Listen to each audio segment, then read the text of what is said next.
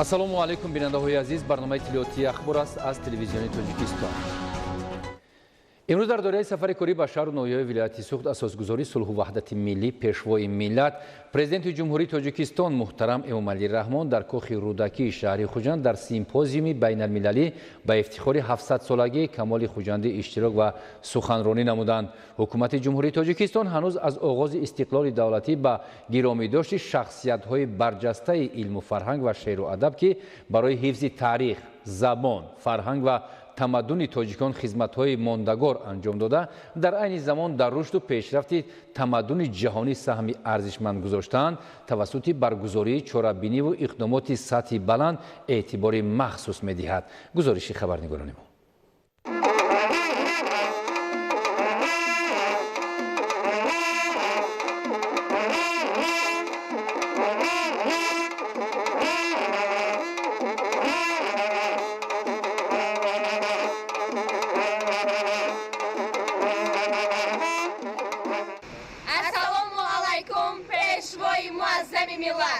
انتخاب سرور عالی مقام هست وقتی خلق و عرض احترام عصر 21 فر رحمان ماست ملت و دولت چهان پیمان راست سغدیان در افتخار از انتخاب پیشوا را چون ظفر باشد خطاب با مبارک باد از جشن کمال خیر مقدم سرور عالی جناب باد پیروزی مبارک ملتم باد پیروزی مبارک دولتم باد پیروزی مبارک پیشوا ما همه پیرو به هر کاری شما خوش آمدید پیشوای معظم ملت قدم مبارکتان خجسته باد نیست غیری تو دستگیر دوست دستی افتادگان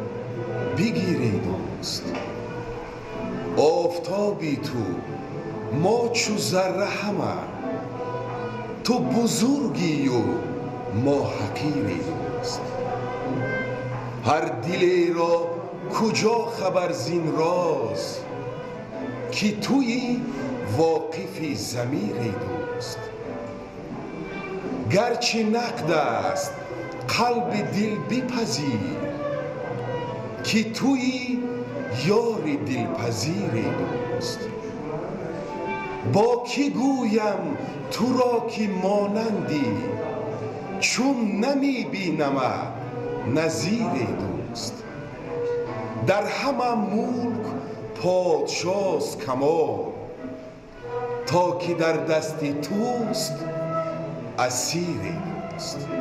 درود بر پیشوای معظم ملت. مردم از زمان کهن عرض دل خود را به آفتاب به این فرشته گرمی و روشنی ابراز می نمودند. در زمان زردشت باشد به آتش که نیز پیام نور و روشنایی می آورد.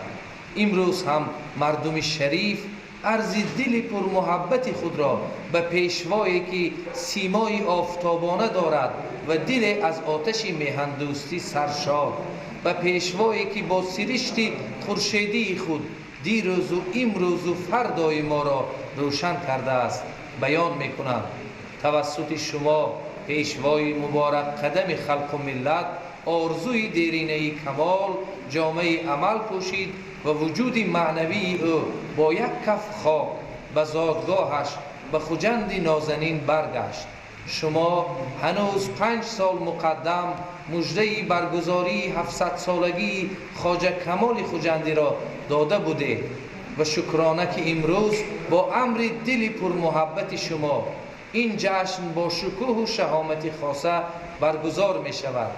پیشوای ادب دوست ملت اجازت دهید تا نسخه نخستین دیوان کاملترین شیخ کمال خوجندی را که با سایه دست شما به نشر رسیده است از نام مردم عزتمند ولایت و کل دوستداران اشعار ناب خواجه کمال برایتان اهدا نمایم. ز 7 عصر رسد این دعای روح کمال خدا به ملت من با کمالت آورده است. مرحبا پیشوای معرفت آموز ملت.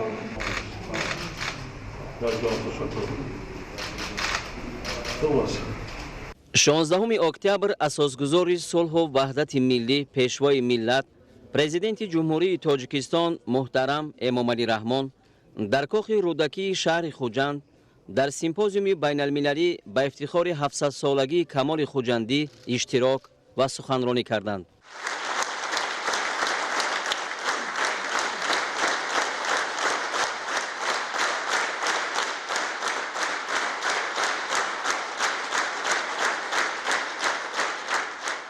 чорабиниро президенти Академияи Миллии илмҳои Ҷумҳурии Тоҷикистон Фарҳод Раҳимӣ ифтитоҳ карда ба президенти Ҷумҳурии Тоҷикистон муҳтарам Эмомалӣ Раҳмон сухан дод. Сарвари давлат муҳтарам Эмомалӣ Раҳмон иштирокчиёни чорабинии фарҳангӣ ва мардуми кишварро ба ифтихори ҷашни 700-умин солгарди чеҳраи тобноки Шарқ, шоири озодандеш ва мутафаккири барҷастаи тоҷик Хоҷа Камолиддини Хуҷандӣ самимона табрик намуданд. таъкид гардид, ки ҳукумати мамлакат ҳанӯз аз оғози истиқлоли давлатӣ ба гиромидошти шахсиятҳои барҷастаи илму фарҳанг ва шеъру адаб, ки барои ҳифзи таърих, забон, фарҳанг ва тамаддуни тоҷикон хизматҳои мондагор анҷом дода, дар айни замон дар рушду пешрафти тамаддуни ҷаҳонӣ саҳми арзишманд гузоштаанд, тавассути баргузории чорабиниву иқдомоти сатҳи баланд эътибори махсус медиҳад. дар тӯри 20 соли охир доир гардидани ҷашнҳои солгарди Борбади Марвазӣ, Абу Абдуллоҳи Рӯдакӣ, Абулқосими Фирдавсӣ, Абу Алӣ ибни Сино, Мавлоно Ҷалолуддини Балхӣ, Носири Хусрави Қубодионӣ, Мир Саид Алии Ҳамадонӣ, Мавлоно Абдурраҳмони Ҷомӣ, Мирзо Абдулқодири Бедил ва дигар симоҳои намоёни шеъру адаб ва илму фарҳанги халқамон аз ҷумлаи ҳамин иқдомоти ҳукумати Тоҷикистон мебошанд. сарвари давлат муҳтарам Эмомалӣ Раҳмон бо қаноатмандӣ изҳор намуданд, ки ҳадаф аз баргузории ин чорабиниҳо болобардоштани ҳисси ифтихори миллӣ ва худшиносиву худогоҳии мардум ба хусус насли наврасу ҷавон мебошад. боиси ифтихор аст, ки пешниҳоди ҳукумати мамлакат оид ба таҷлили санаи таърихӣ аз ҷониби Созмони байналмилалии ЮНЕСКО дастгирӣ ёфт ва ин ҷашнро дар баробари мо ҷомеаи илмиву фарҳангии бисёр кишварҳои олам таҷлил мекунанд. президенти мамлакат муҳтарам Эмомалӣ Раҳмон таъкид доштанд, ки дар баробари ифтихор доштан бо ин мероси пурғановат ҳар яки моро зарур аст, то осори ин абармардро амиқ омӯзем, ҳамаҷониба таҳқиқ кунем ва барои тарбияи ахлоқиву фарҳангии наврасону ҷавонон васеъ истифода намоем. зеро омӯзишу таҳқиқ ва тарғиби эҷодиёти ниёгони некноми мо беҳтарин восита ва пули пайвандкунандаи гузашта бо имрӯз мебошад. таъкид гардид, ки Камоли Хуҷандӣ шоири ғазалсарост. ӯ беш аз 1000 ғазал эҷод карда дар такомули ин навъи адабӣ саҳми ниҳоят бузург гузоштааст. Камоли Хуҷандӣ дар ғазалҳояш пеш аз ҳама ишқро тараннум карда, инсонҳоро ба хушбинӣ, баҳрабардорӣ аз ҳар лаҳзаи ҳаёт ба суди пешрафти ҷомеа ва ахлоқи писандида даъват мекунад. ба хотири омӯзиши пурраи ҳаёт, фаъолият ва эҷодиёти шоир, сарвари давлат муҳтарам Эмомалӣ Раҳмон Академияи Миллии илмҳо, Маркази илмии Камоли Хуҷандӣ, вазоратҳои фарҳанг, маориф ва илмро дар самти ҷамъоварӣ, омӯзишу таҳқиқ ва нашри осори шоир ва андешидани тадбирҳои иловагӣ вазифадор карданд. президенти мамлакат вобаста ба тарғибу ташвиқи асарҳои тарбиявии шоирони классик ва муосир зарур шумурданд, ки омӯхтану таблиғи осори гузаштагон ва ба наврасону ҷавонон фаҳмонидани моҳияту муҳтавои онҳо на ба таври мавсимӣ, балки доимӣ ва бо истифода аз ҳама роҳу воситаҳо бояд ба роҳ монда шавад. дар охири суханронии пешвои миллат муҳтарам Эмомалӣ Раҳмон ба кори симпозиуми байналмилалӣ ба ифтихори 700-солагии Камоли Хуҷандӣ барору муваффақият орзу карданд. баъди анҷоми суханронии президенти мамлакат муҳтарам Эмомалӣ Раҳмон бо иштироки аҳли зиё, меҳмонон аз хориҷи кишвар ва фаъолони вилояти Суғд барномаи фарҳангии бошукӯҳ ба ифтихори 700-солагии Камоли Хуҷандӣ баргузор гардид. нахуст табрикоти видеоии директори генералии ЮНЕСКО хонум Одри Озуле ва директори генералии ИСЕСКО Салим бини Муҳаммад Алмалик ба муносибати дар сатҳи ҷаҳонӣ бошукӯҳ таҷлил кардани ҷашни 700-солагии Камоли Хуҷандӣ пешкаш кардид. خانم آدری آزول و سلیم بین محمد الملک با پرزیدنت جمهوری تاجیکستان محترم امامعلی رحمان برای تشبث جهانی به عالمیان معرفی کردن فرهنگ عالمشمول ملت تاجیک و گرامی داشت و ارجگذاری به شخصیت‌های برجسته تاریخی خلق تاجیک به خصوص شاعر کمال خوجندی بهای بلند داده مردم کشور را با تجلیل 700 سالگی نابغه شرق تبریک و تهنیت گفتند. در برنامه فرهنگی این چهاربینی سرود و ترانه‌های دلنشین از ایجادیات کمال خوجندی پیشکش مهمانان کرده شد.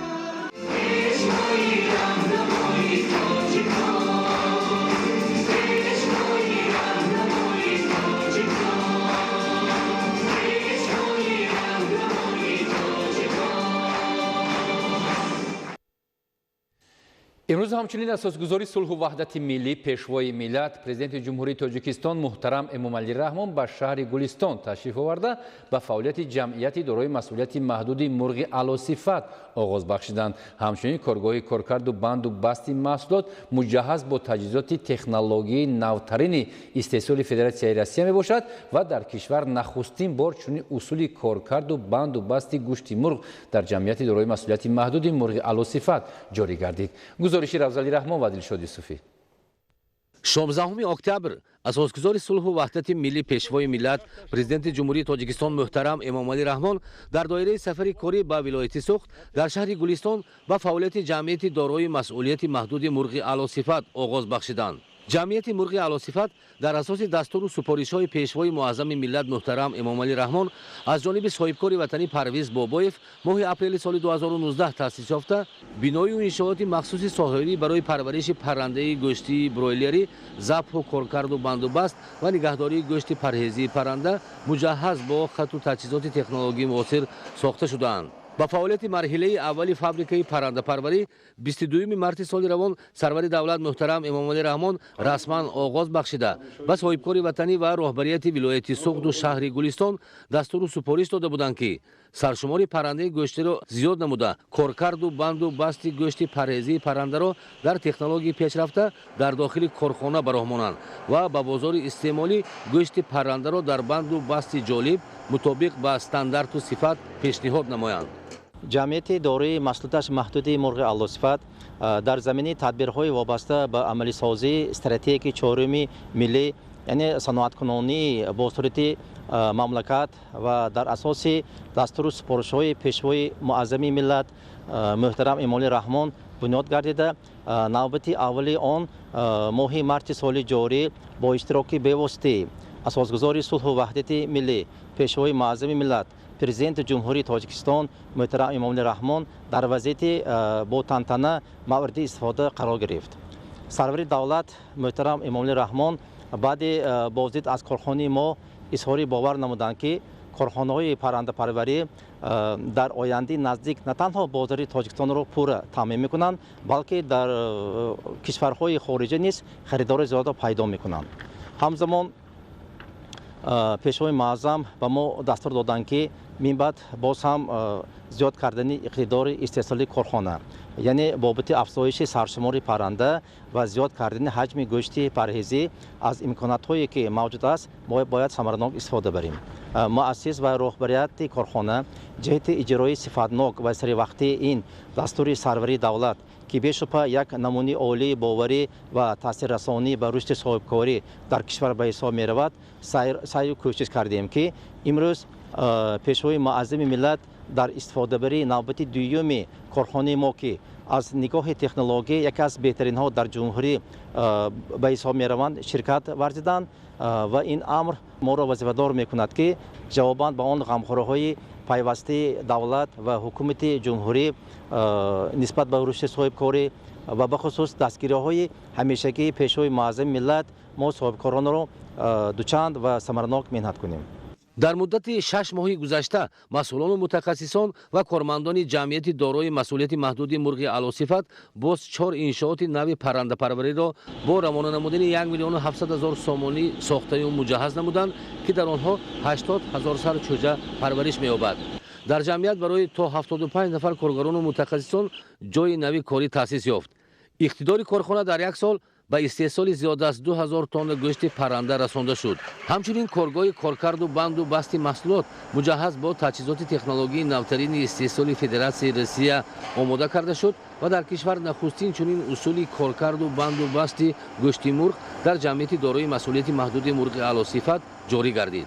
ман ҳамчун соҳибкори ҷавон хеле хурсанду қаноатманд ҳастам ки дар худи ҳамин сол пешвои муаззими миллат муҳтарам Эмомалӣ Раҳмон бори дуюм ба корхонаи мо ташриф оварданд. ин масъулияти моро дучанд мекунад ва ба мо қувваи тоза мебахшад.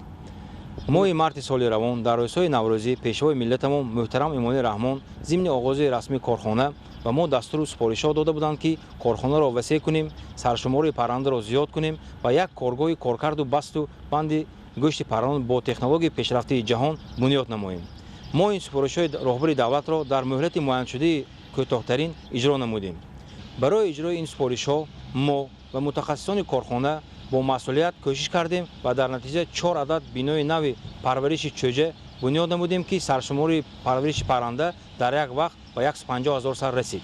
ҳамчунин корхонаи коркарду банду басти гӯшти паррандаро таъсис додем ки бо технологияи пешрафтаи ҷаҳонӣ муҷаҳҳаз карда шудааст. ин таҷҳизоти технологӣ истеҳсоли Федератсияи Русия ва Европа мебошад ки ба таври автоматӣ маҳсулотро коркард ва банду баст менамояд.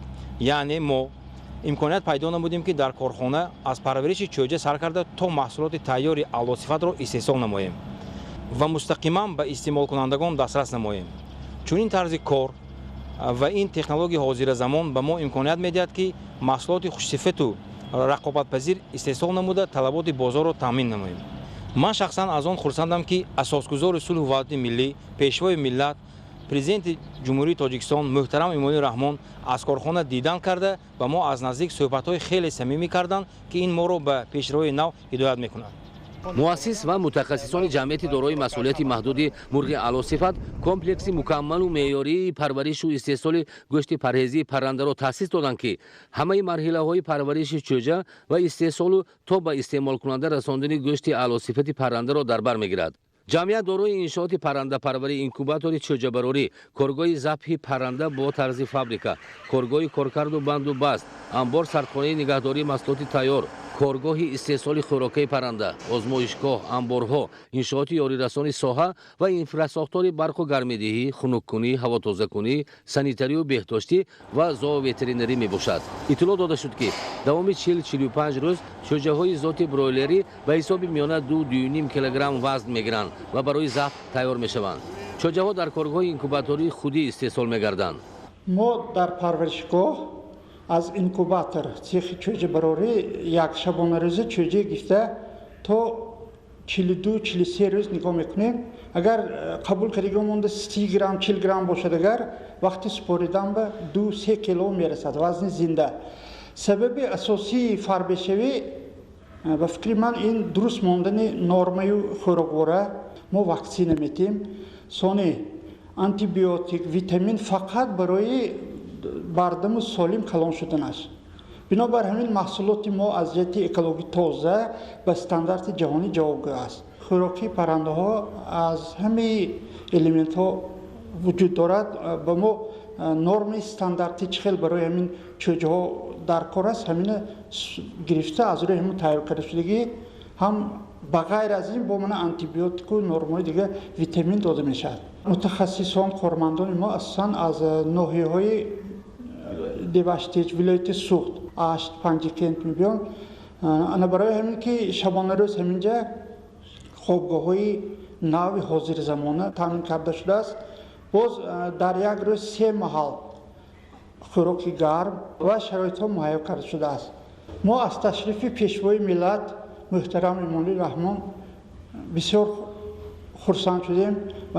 бо мо аз наздик суҳбат кардан, якчанд маслиҳатҳои нағз додан барои пешрави кори мо.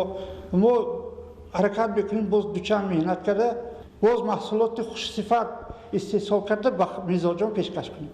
дар фабрикаи паррандапарварӣ протсесси технологӣ пурра автоматӣ буда ҳарорати дохили парваришгоҳ, тозакунии ҳаво, додани обу ғизо тавассути технологияи компютерӣ амалӣ мешаванд. хӯрокаи парранда дар худи корхона истеҳсол мегардад. با تأسیس کارگاه خوراکی پرنده استحصال 5 نمود با اقتدار زیاده از 50 تن غذای پرنده در یک شبانه روز به راه مانده شده است. غذای شجاع اساساً از کارکرد غله‌دانگی‌ها، گندم و جواری مکه، روغن آفتابپرست، کنجوره سایه و یک چند نمودی محصولات دیگر آماده می‌گردد. در نمایشگاه کارخانه بیش از 15 نمودی محصولات گوشت پرهیزی پرنده پیشنهاد کرده شد. امروز با اشتراک اساسگزار صلح و وحدت ملی، پیشوای معظم ملت، پرزیدنت جمهوری تاجیکستان محترم امامعلی رحمان مرحله دوم فابریک پرنده پروری شرکت مرغ اعلی‌صفت افتتاح گردید. در مدت کوتاه‌ترین بعد از دستور سپارش‌های پیشوای معظم ملت از طرف رهبریت شرکت 4 فابریک پرنده پروری برای 80,000 سر پرنده با 20 جای نوی کاری تأسیس داده شد. ماست دستگیری دولت و حکومت در بسیاری از باج گمرکی آزاد نمودنی واردات چوجه تکنیک و تکنولوژی نوترین خوراک پرنده مساعدت نمود که صاحبکاران در رشد این ساحه همه‌جانبه سهم خود را گذاشته سازند. اگر در مثال 9 ماه آخر گیریم در حدود ولایت 12 کارخانه پرنده پروری که سمت فعالیتشان به استحصال گوشت پرنده نگران شده است تشکیل شده‌اند. طبق معلومات آماری که از رئیس منطقوی گمرک در ولایت سوق به ما دسترس رسید نسبت به سال 2019 52% وارد گوشت پرنده از خارج کشور کم گردید. در آینده در ولایت سوق با دستگیری مقامات اجرایی حاکم دولتی ولایت سوق باز یک چند کارخانه پرنده پروری که سمت فعالیتشان به استحصال گوشت پرنده نگران شده است ساخته شده ایستاده‌اند. در آینده نزدیک صاحبکاران ما نیت دارند پوره بازار داخلی را با گوشت پرهیزی پرنده تامین نموده صادرات آن را براه مانند. اگر در مثال شرکت مرغ اعلی‌صفت گیریم، اگر رهبریت شرکت بعد از دستور سپارش‌های پیشوای معظم ملت در یک مدت کوتاه‌ترین از فدراسیون رسمی تجهیزات وارد نمودند که امثال آن در جمهوری حال دیده نمی‌شود، این تجهیزات امکانیت می‌دهد که گوشت پرهیزی پرنده در 15 نمود بسته‌بند کرده شده به خریداران پیشنهاد کرده شود.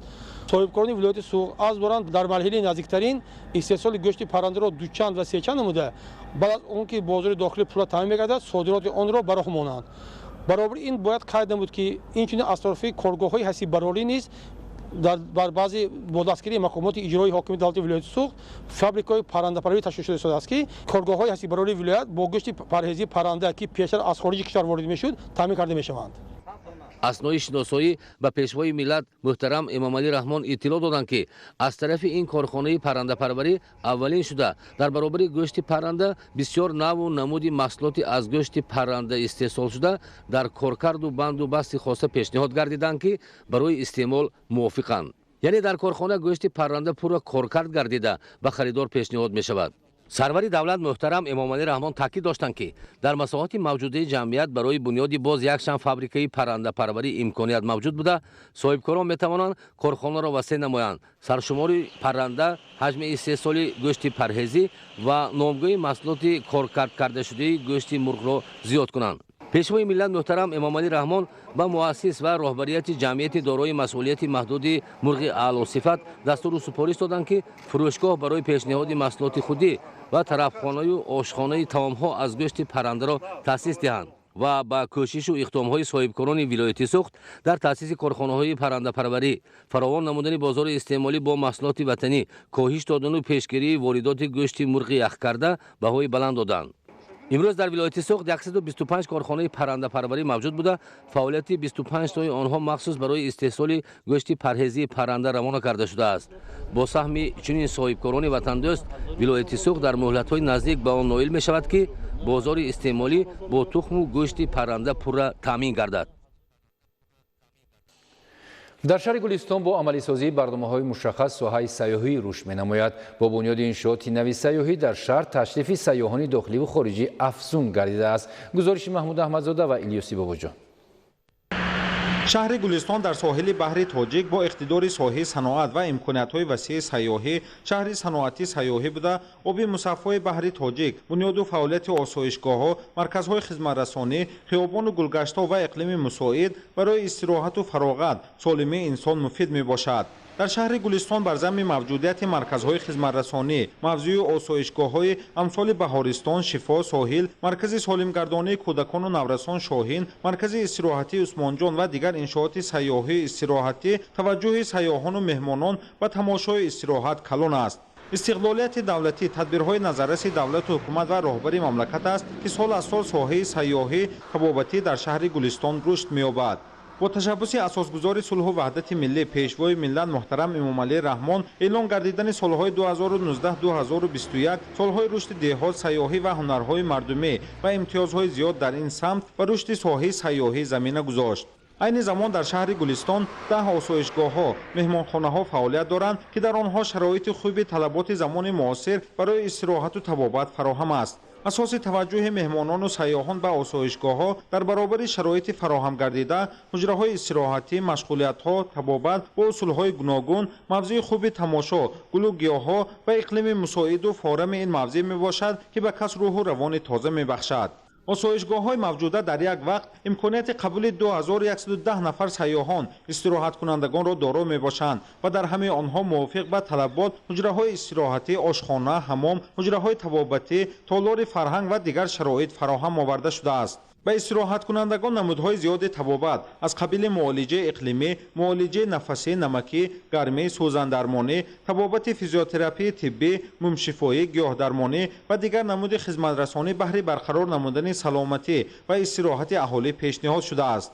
در آسایشگاه‌ها طبیبان بلند اختصاص کار و فعالیت نموده برای سالمی روح و جسم استراحت کنندگان خدمت می‌کنند و برای تشخیص و طبابت دستگاه و تجهیزات معاصر مهیا میباشند. در رفت استراحت همزمان لحظه‌های بیرون از طبابت استراحت کنندگان امکانیت دارند که در منطقه‌های استراحتی، باغ و گلگشت‌ها، تالار و میدان‌های ورزشی، حوض‌های آببازی، مشغولیت‌های جسمانی کرده از هوای تازه فارم بحر تاجیک، از زیبایی‌های اطراف بهره‌مند شده سلامتی خود را برقرار نمایند.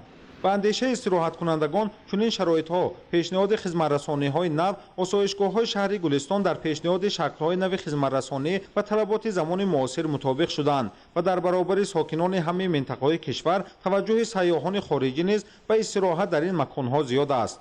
در 9 ماه سال روان در منطقه‌های استراحتی آسایشگاه‌های شهر گلستان 14834 نفر برای استراحت و طبابت آمدند که 1119 نفر آنها را سیاحان و مهمانان خارجی تشکیل می‌دهند. با این حساب حجم مبلغ خدمت‌رسانی سیاحی طبابتی 14,368,000 سامانی را تشکیل داده است که 1,522,000 سامانی از حساب خدمت‌رسانی به سیاحان خارجی به دست آمده است. در آسایشگاه‌های موجوده 449 نفر کارمندان برای خدمت‌رسانی به مهمانان و سیاحان مشغولند که مزد میانه معاش آنها 1595 سامانی را تشکیل می‌دهد.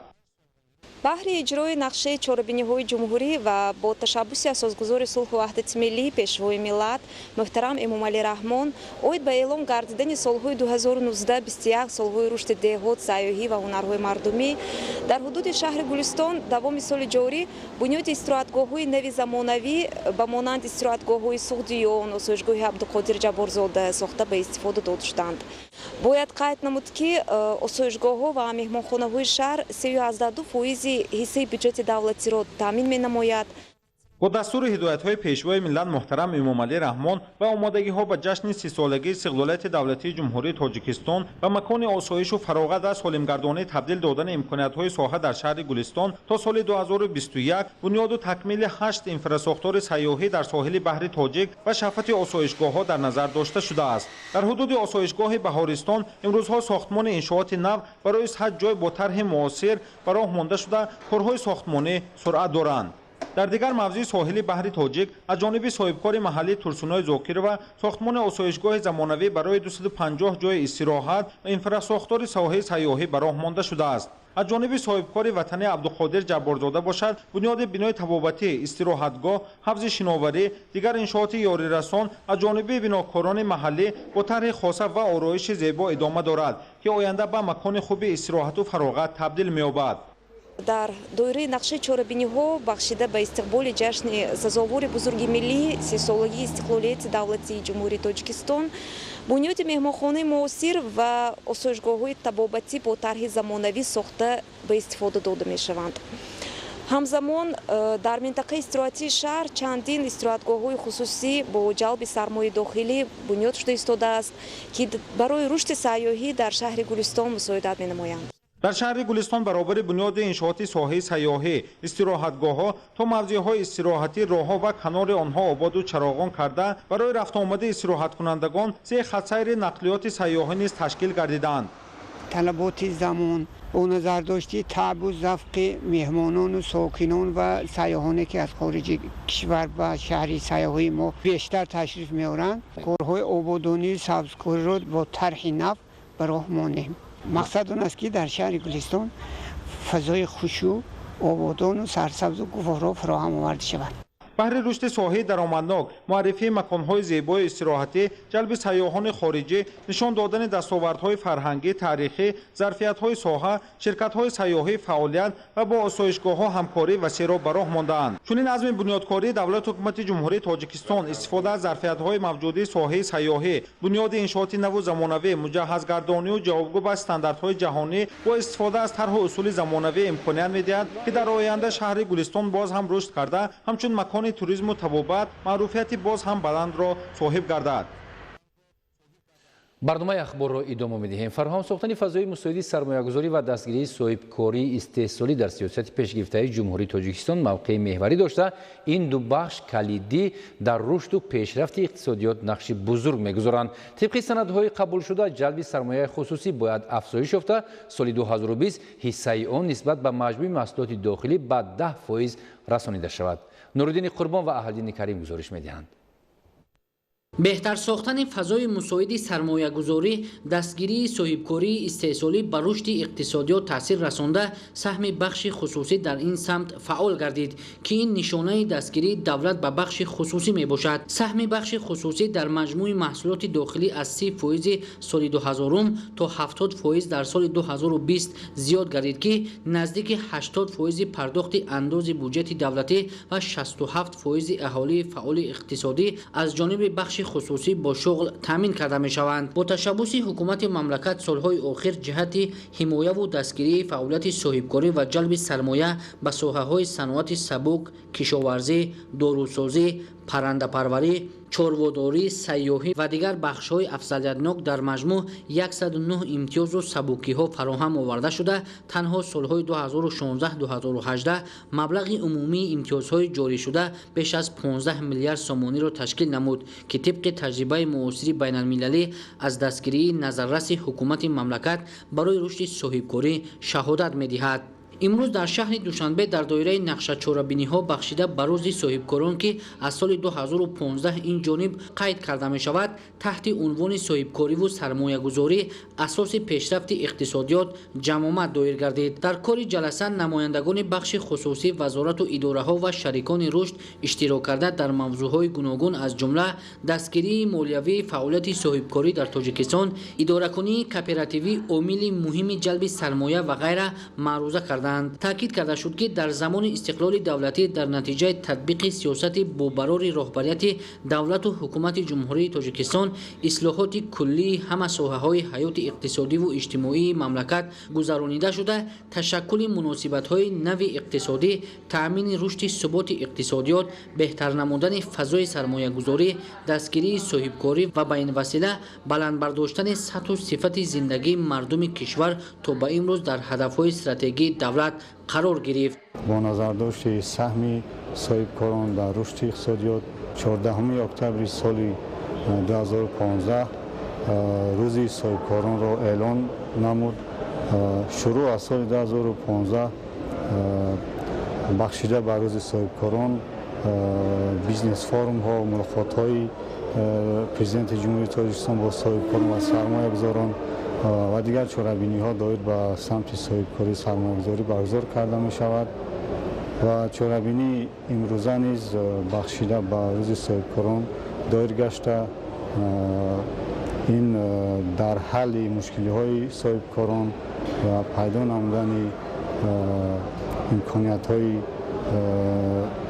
بهتر نمودن فضای صاحبکاری سرمایه‌گذاری سهم خود را می‌گذارد. در چاره‌بینی از جانب اشتراکداران همزمان بررسی فاصله‌ای لایحه برنامه دستگیری دولتی و رشد بخش خصوصی در جمهوری تاجیکستان برای سالهای 2021 و 2003 و معرفی نتیجه‌های تحلیل عاید به تأثیر بیماری سرایتی کووید 19 به صاحبکاری خرد و میانه در تاجیکستان مورد تحلیل و بررسی قرار داده شدند. در این دوره بهر دستگیری سوبیکت‌های صاحبکاری پیشنهاد خدمت‌رسانی‌های دولتی با استفاده از تکنولوژی اطلاعاتی برای راه مانده شده خدمترسانی الکترونی زیاد کرده شد. با مقصد دستگیری فعالیت صاحبکاری از جمله صاحبکاری استحصالی و برطرف نمودن مانع‌های موجوده سه مراتبه سالهای 2009 2010 2012 2014 و 2019 2020 به همه گونه سنجش‌های فعالیت سوبیکت‌های صاحبکاری خصوصا صاحبکاری استحصالی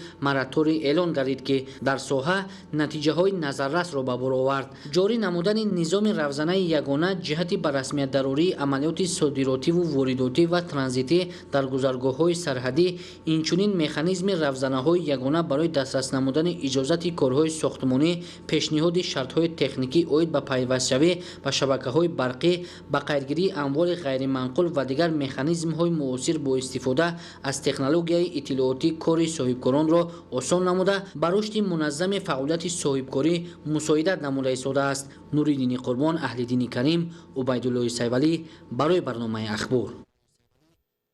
امروز در مؤسسه دولتی مرکز جمهوریوی علمی سرطانشناسی با مسئولین و طبیبان مرکزهای سرطانشناسی ولایت مختار کوهستان بدخشان، ولایت‌های سوخت و ختنان در موضوع راه‌های بهترسازی تشخیص و معالجه آموزهای بدصفت در جمهوری تاجیکستان ویدیو کنفرانسیا برگزار گردید.